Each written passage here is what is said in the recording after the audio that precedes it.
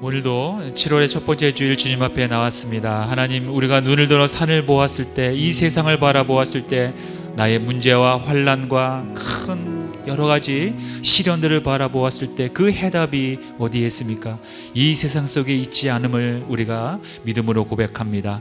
하나님, 우리의 모든 문제, 높은 산들을 보았을 때 우리의 도움은 오직 우리를 창조하신 하나님뿐임을 우리가 믿음으로 고백합니다. 하나님, 그러한 하나님, 오늘도 귀한 하나님의 말씀과 우리의 기도와 찬양을 통해서 우리를 친히 만나 주시옵소서. 예수님의 이름으로 기도하옵나이다. 아멘. 자, 오늘의 말씀 요한복음 11장 25절과 26절 말씀입니다. 예수께서 이르시되 나는 부활이요 생명이니 나를 믿는 자는 죽어도 살겠고 무릇 살아서 나를 믿는 자는 영원히 죽지 아니하리니 이것을 내가 믿느냐. 아멘. 오늘 저는 본문 말씀을 통해서 생명 하나님 자신을 주다라는 제목으로 말씀을 나누길 원합니다. 우린 지난 한 주간 동안에 우리 이 대한민국을 뜨겁게 달궜던 여러 가지 뉴스를 우리는 알고 있습니다. 그 중에서 무엇이 우리에게 아주 핫 이슈가 됐습니까? 그것은 아마도 그 완도에서 실종된 그 초등학생 일가족이었을 것입니다. 정말 모든 국민들이 제발 살아만 있어다오 이렇게 마음속으로 바랬을 것입니다. 저 또한 마찬가지였고요. 그런데 정말로 안타깝게도 그 10살 된 그 조양과 그의 그 30대 부모는 모두 바다에 빠진 그 차량 속에서 차가운 시신으로 발견됐습니다. 정확한 원인을 조사 중에 있으나 여러 가지 그 경제적인 어려움과 그 생활고의 압박이 그들의 극단적인 선택을 유도했을 것이라고 추측하고 있습니다. 이 기사를 향해서 어떤 어르신은 이렇게 말을 했습니다. 아무리 힘들어도 나이가 겨우 30대 중반인데 아무리 실패했다 할지라도 무엇을 하든지 다시 시작하면 되는데 그렇다고 자식과 함께 자살을 선택한다는 것은 너무 쉽게 생명을 포기한 것이 아닌가, 이렇게 어느 어르신이 얘기하는 걸 들었습니다. 그것도 아무 영문도 모르는 그 10살밖에 안 된 자식을 죽이면서까지 정말 많은 사람들의 이 전 국민의 마음을 아프게 한 사건이 아닌가, 저도 그렇게 생각을 합니다. 그런데 저는 이 사건을 보면서 현재 이 시대의 사람들이 이 사람의 생명의 가치를 어떻게 생각하는지 정확하게 보여주고 있는 현 주소라고 저는 생각하게 되었습니다. 여러분들은 어떻게 생각하십니까? 그리고 또 하나의 저의 시선을 끌었던 하나의 뉴스가 또 있었습니다. 물론 여러분들도 다 아시겠지만은 미국에서 그동안 낙태를 허용해 왔던 그 지난 50년간의 판결을 이번에 대법원에서 폐기했습니다. 이로 인해서 현재 미국은 지금 전 지역에서 동시다발적으로 찬반 시위가 지금 아주 뜨겁게 벌어지고 있습니다. 낙태 금지를 찬성하는 사람들은 그동안 낙태라는 명분으로 이 태아를 살인했다고 하면서 이번에 대법원에서 판결한 낙태 금지를 아주 찬성하며 환호하고 있습니다.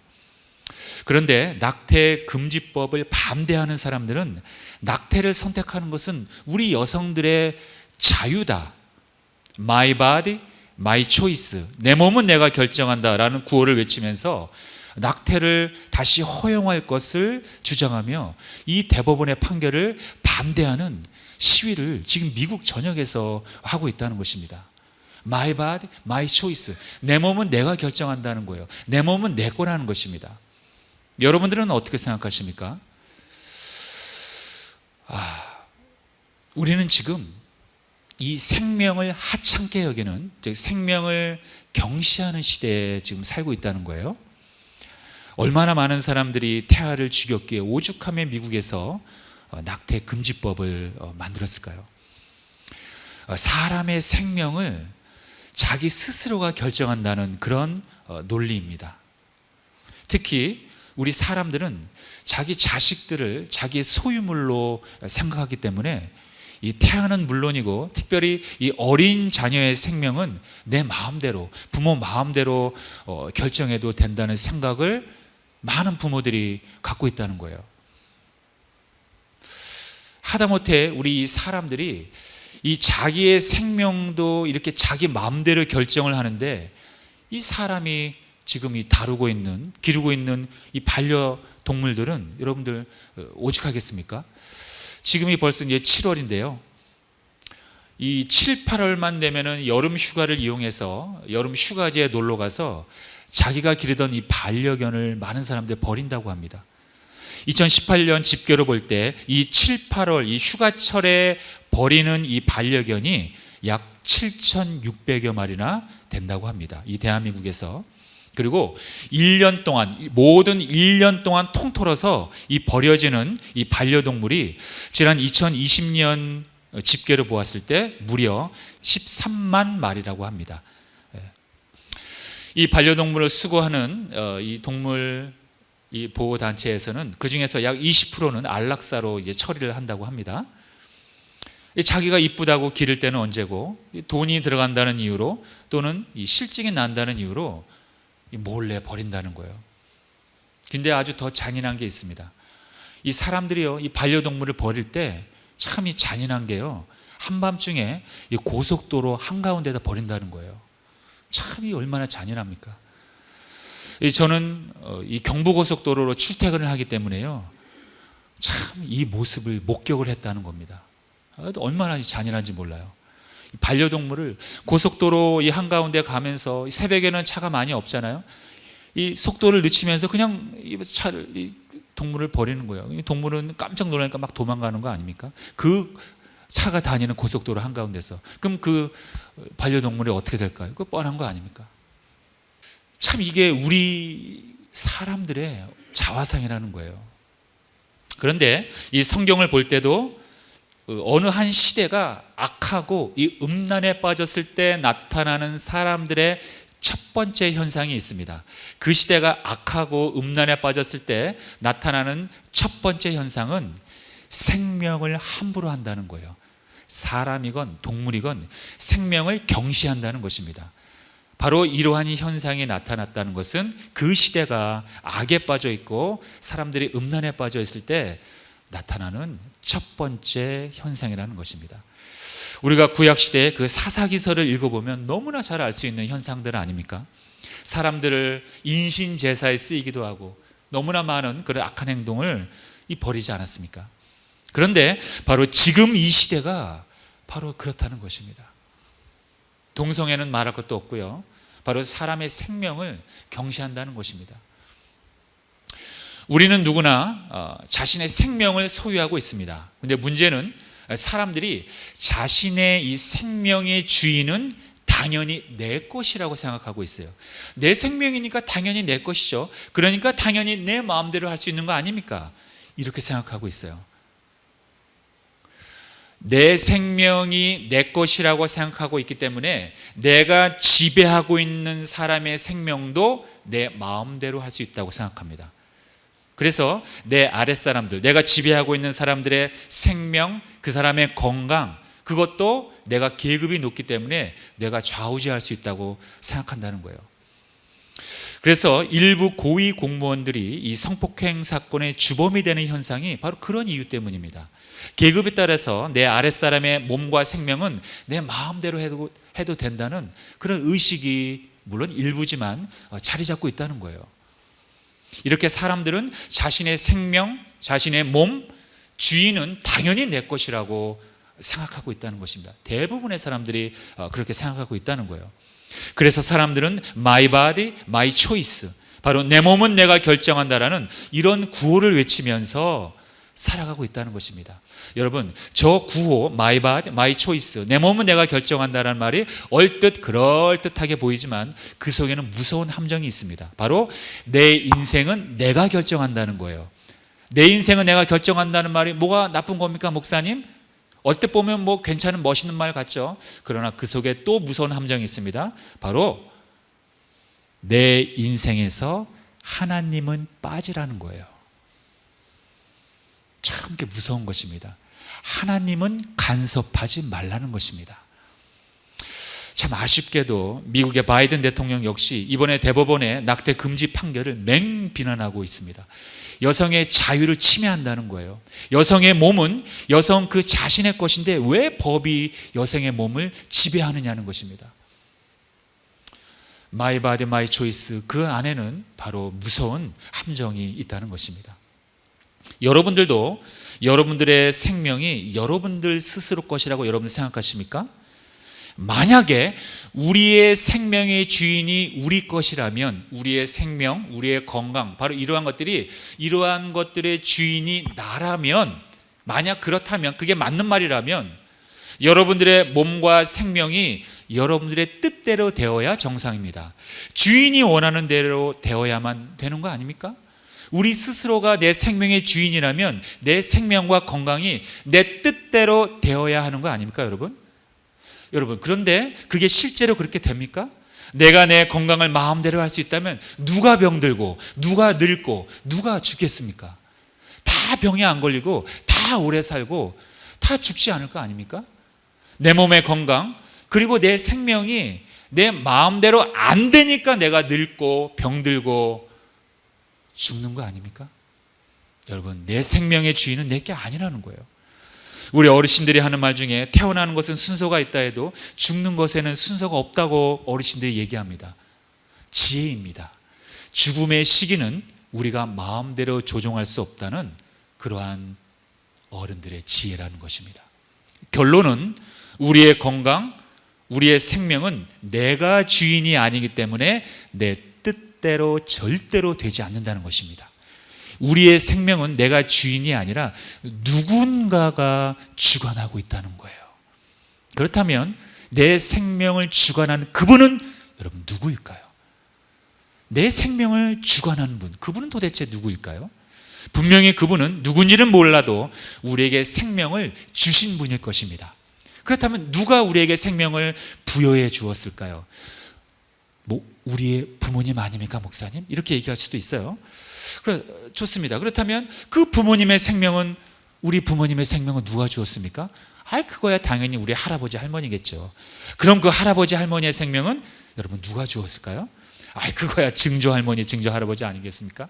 그러면 증조 할아버지 할머니의 생명은 여러분 누가 주었습니까? 결국 최초의 인간으로 우리는 거슬러 올라갈 수밖에 없습니다. 그런 논리로 따지자면 말이죠. 그래서 우리는 최초의 인간의 탄생의 비밀을 알 수 있다면 모든 이 우주의 문제는 풀릴 수가 있다는 거예요. 인간의 기원, 인간의 그 출발점을 우리가 그 문제를 풀 수만 있다면 이 모든 우주에 풀지 못하는 우주의 기원, 인간의 기원, 이 모든 방정식이 풀린다는 것입니다. 그런데 하나님의 말씀이 성경을 보니 인류 최초의 인간 아담과 하와는 하나님으로부터 창조되었고 하나님으로부터 생명을 받았다는 사실을 우리는 알 수 있게 됩니다. 창세기 2장 7절에서 바로 위대한 선언을 하고 있습니다. 자, 시작. 야훼 하나님이 땅의 흙으로 사람을 지으시고 생기를 그 코에 불어넣으시니 사람이 생명이 되니라. 아멘. 이 말씀은 하나님께서는 인간을 흙으로 만드셨고 그 속에 당신의 생명을 불어넣어 주셨다는 그러한 내용입니다. 즉 하나님의 그 영원한, 하나님만이 갖고 계신 그 영원한 생명을 우리에게도 주셨다는 것입니다. 이렇게 생명이란 우리 인간 스스로가 만들어내는 것이 아니고, 또는 이 우주 가운데 자연 발생적으로 생겨난 것이 아니고, 우주의 먼지와 가스가 서로 화학적인 반응을 일으켜서 세포가 출발한 것이 아니라는 것입니다. 창조주 하나님께서 우리 인간에게 주셨다는 거예요. 이것이 바로 우리 인간의 출발점이 되는 것입니다. 그러나 세상은 여전히 인간의 기원을 모르고 있습니다. 당연하죠. 바로 저런 하나님의 위대한 진리를 믿지 않고 있기 때문입니다. 하나님으로부터 시작되었다는 것을 믿지 않기 때문에 당연히 오리무중 가운데 그죠? 이런 얘기했다가 저런 얘기했다가 그냥 늘 방황하고 있는 거예요. 늘 추측만 하고 있는 것입니다. 우주 가운데 떠다니는 그 먼지와 가스가 우연히 그냥 우연입니다. 우연히 결합을 하고 화학적인 반응을 일으켜서 세포가 발생되고 그것이 진화하여 우리 인간이 되었다는 거예요. 아직까지도 많은 사람들은 그 빅뱅 이론을 믿고 있습니다. 우주가 폭발을 했다, 팽창하여 폭발했다는 거예요. 또 그 가운데 우연히 생명체가 태어났다는 것입니다. 그러나 성경에 나오는 그 믿음의 조상들은 벌써 이미 하나님께서 우리에게 생명을 주셨다는 사실을 믿었기에, 깨달았기에 우리 가운데 우리의 생명을 주시고 우리를 끝까지 돌보아 주신다는 이 위대한 영적 진리를 우리 믿음의 조상들은 이미 믿고 끊임없이 하나님을 찬양했던 것입니다. 그 중에 한 사람이 다윗입니다. 그래서 다윗은 시편에서 이렇게 고백합니다. 자, 시작. 내 평생의 선하심과 인자하심이 반드시 나를 따르리니 내가 야훼의 집에 영원히 살리로다. 이렇게 평생에 하나님의 선하심과 인자하심이 나를 따라다니는 것입니다. 왜? 하나님이 나에게 생명을 주신 분이기 때문에 우리를 함부로 여기지 않는다는 거예요. 자, 그런데 우리는 여기서 질문이 생길 수 있습니다. 하나님께서 우리에게 생명을 주셔서 우리의 인생을 선한 길로 인도한다면 왜 우리에게 문제가 생기는가? 왜 우리에게 비극이 찾아오고 왜 우리에게 아픔이 오는가? 많은 사람들이 여기에서 질문을 던지고 그래서 하나님을 떠나고 하나님을 증오하기도 하고 하나님을 믿지 않는 것입니다. 그토록 선하시고 인자하신 하나님께서 계시다면, 우리에게 당신만의 그 영원한 생명을 주신 분이라면 왜 우리에게 문제가 생기는가? 왜 비극이 오냐는 것입니다. 여러분이 이 질문에 답할 수 있습니까? 저는 여러분들과 오늘 나누고자 하는 이 생명이라는 주제로 보았을 때 저는 이 질문에 대해서 이렇게 말씀드리고 싶습니다.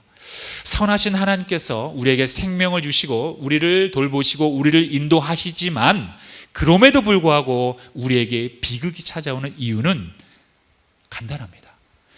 우리 스스로가 하나님의 인도하심에서 떠났기 때문입니다. 하나님의 보호하심에서 우리 스스로가 선택을 해서 떠났기 때문이라는 거예요. 하나님이 우리의 생명과 인생의 주관자라는 이 위대한 진리 안에서 사는 것이 아니라 하나님을 떠나서 내가 정한 법으로 내 인생은 나의 것, 내 생명은 나의 것, 내 삶의 방향은 내가 정한다, 바로 내가 정한 법으로 살아가고 있기 때문에 우리에게 비극이 찾아오는 것입니다. 사람들이 외치는 구호, My body, my choice, 내 몸은 내가 결정한다, 내 인생은 내가 결정한다, 하나님은 빠져라, 바로 이거라는 거예요. 내 인생은 내가 결정하기 때문에 내 인생 가운데서 하나님은 없어도 된다는 것입니다. 하나님 없어도 충분히 잘 살 수 있다고 많은 사람들이 생각하고 있어요. 지금 일부의 그리스도인들이 교회에 나오지 않아도 하나님 나는 만날 수 있어요, 교회에 나오지 않아도 나는 신앙생활 잘 할 수 있으니까 제발 목사님 나를 귀찮게 구지 마세요, 나한테 전화 좀 하지 마세요, 나한테 문자 좀 넣지 마세요. 정말 그 소리를 들을 때마다 마음이 아픈 정도가 아니라 여러분 찢어집니다. 찢어져. 한 3일은 밤을 뒤척입니다. 제발 귀찮게 좀 구지 말라는 거예요. 내가 알아서 인터넷으로 예배 드릴 테니까 제발 나한테 전화 좀 하지 말라고 하는 겁니다. 다 알아서 한다고 합니다. 교회 안 나가지 않아도 다 유튜브로 예배 드리고 은혜 받고 있으니까 목사님 걱정하지 말라고 합니다. 여러분, 분명히 우리가 깨달아야 할 것이 있습니다. 하나님께서는 예수님의 십자가와 부활을 통해서 이 땅에 교회를 세우셨습니다. 하나님의 교회를 세우신 거예요. 왜 세우셨을까요? 그냥 심심해서 세웠습니까? 하나님의 뜻이 있습니다. 하나님의 원하는 그 방향에 있다는 거예요.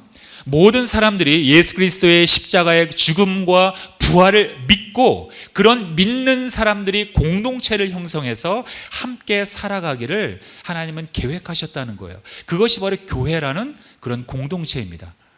그런데 많은 사람들 그 교회의 무리를 무시한 채 자기가 결정한 대로 신앙의 방향을 가고 있다는 것입니다. 미안한 말씀, 그분들에게는 정말 죄송한 말씀입니다만 정말로 왜곡된 신앙생활을 하고 있다는 것입니다. 잘못된 방향, 그릇된 방향으로 나가고 있다는 거예요. 많은 사람들은 바로 이렇게 생수의 근원을 하나님께서 찾지 않고 자기가 정한, 자기 나름대로 정한 그 왜곡된 법을 따라가고 있다는 것입니다.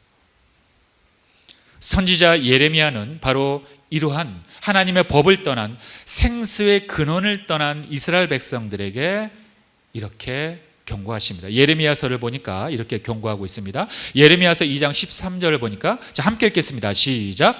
내 백성이 두 가지 악을 행하였나니 곧 그들이 생수의 근원되는 나를 버린 것과 스스로 웅덩이를 판 것인데 그것은 그 물을 가두지 못할 터진 웅덩이들이니라.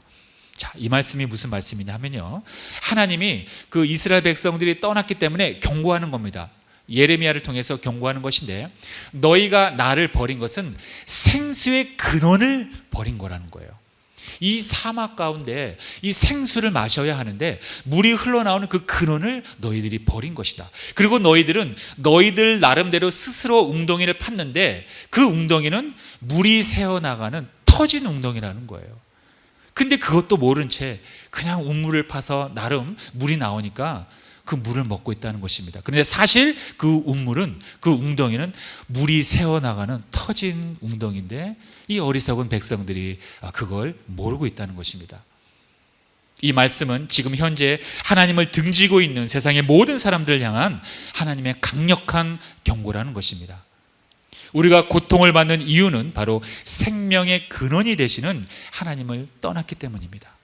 마치 뿌리채 뽑힌 나무가 죽어가고 있는, 서서히 죽어가고 있는 것과 마찬가지라는 거예요. 여러분, 나무가 뿌리채 뽑혀 있다면 여러분 어떻게 되겠습니까? 그 영양분을 땅으로부터 흡수할 수가 없기 때문에 뭐 얼마 동안은 살 수 있겠지만 실은 죽어 있는 거와 마찬가지입니다. 바로 하나님께, 그 생명의 근원이 되시는 하나님께 뿌리를 박지 않은 사람들은 사실은 죽어 있는 거와 마찬가지라는 것입니다. 하나님은 죽어있는 사람의 마른 뼈들에게 외칩니다. 너희가 살아나리라. 그러자 그 뼈들에게 힘줄이 붙고 근육이 붙습니다. 그리고 살아있는 사람이 됩니다. 에스겔서 37장 5절이죠. 주 야훼께서 이 뼈들에게 이같이 말씀하시기를 내가 생기를 너희에게 들어가게 하리니 너희가 살아나리라. 여러분, 어떻게 이런 역사가 일어납니까? 죽어있는 그런 뼈들에게, 사막 가운데 아주 바싹 마른 그 뼈들에게 하나님의 말씀으로 외치시는 거예요. 그 뼈들아 살아날지어다. 그러니까 그 뼈들에게 힘줄이 붙어요, 살점이 붙어요, 근육이 붙어요. 그러더니 살아있는 사람이 되는 거예요. 정말 이거 SF 영화에만 나오는 그런 일 아닙니까? 어떻게 이런 일이 어떻게 일어나죠? 그것은 바로 하나님만이 생명의 주관자라는 거예요. 생명의 근원이 되시기 때문에 하나님은 가능하다는 것입니다. 바로 이러한 위대한 하나님의 능력 안에서 태어난 자들이 바로 저와 여러분들임을 반드시 깨달으시기를 주님의 이름으로 축복합니다. 오늘 처음 읽었던 바로 그 요한복음 11장의 배경을 보면 예수님은 죽어있는 사람의 집을 방문합니다. 그 사람의 이름은 나사로입니다. 이 나사로의 집에 방문하게 됩니다.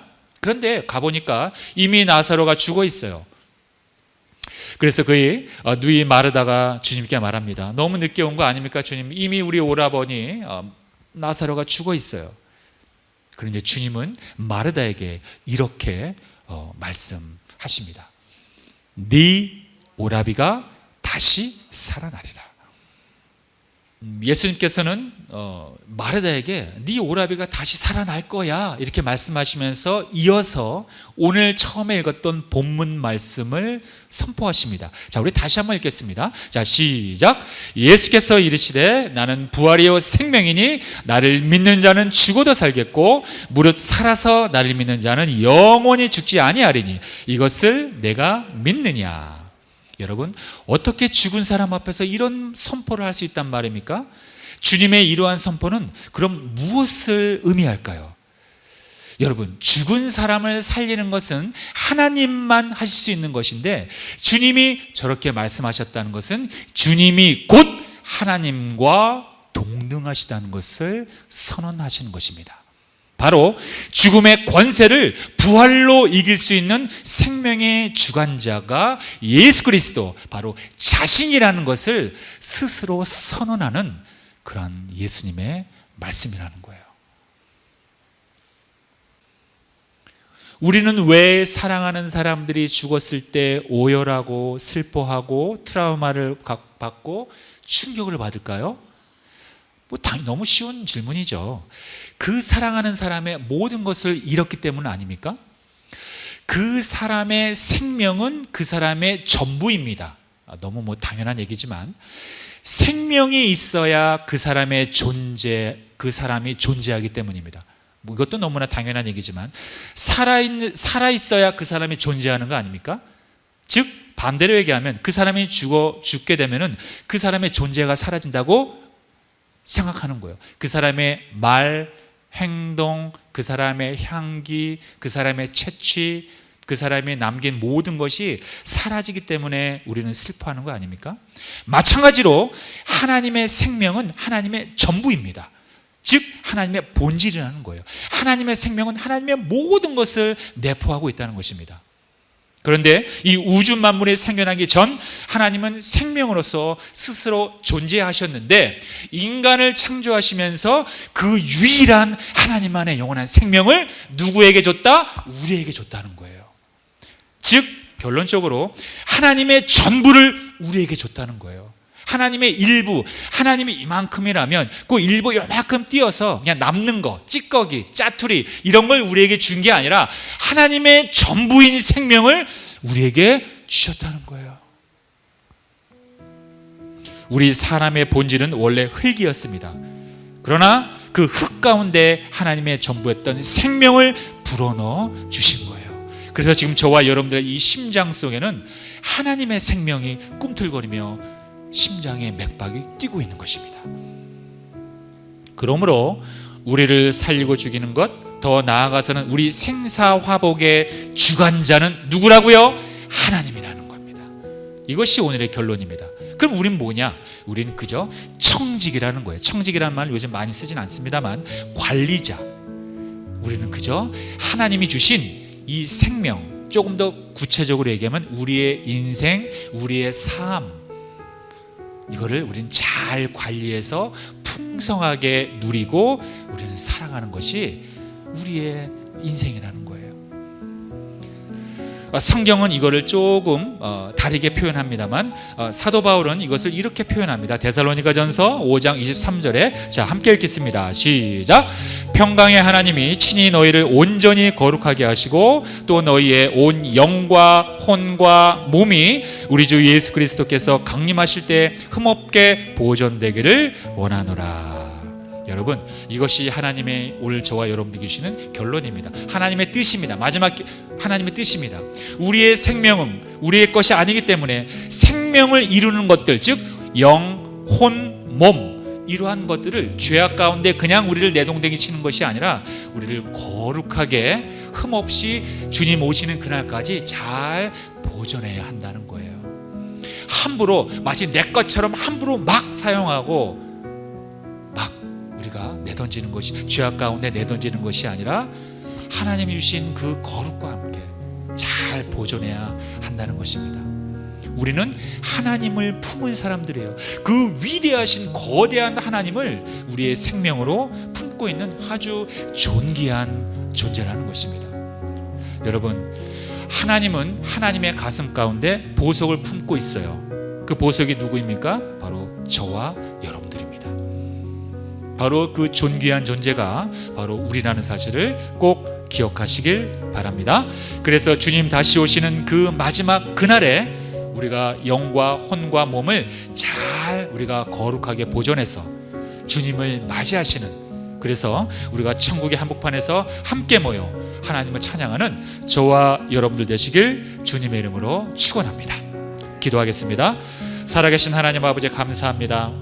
오늘도 이 성찬주일을 맞이하여 오늘도 이 7월의 첫 번째 주일로 하나님 앞에 나왔습니다. 하나님, 우리의 인생의 주인, 우리 생명의 주인은 누구입니까? 그것은 바로 우리를 창조하시고 우리에게 생명을 불어넣어 주신 하나님이십니다. 그러므로 우리는 주님 오시는 그날까지 우리의 생명을 잘 보존하여 주님을 맞이하는 우리 모두가 될 수 있도록 성령을 통하여 인도하여 주시옵소서.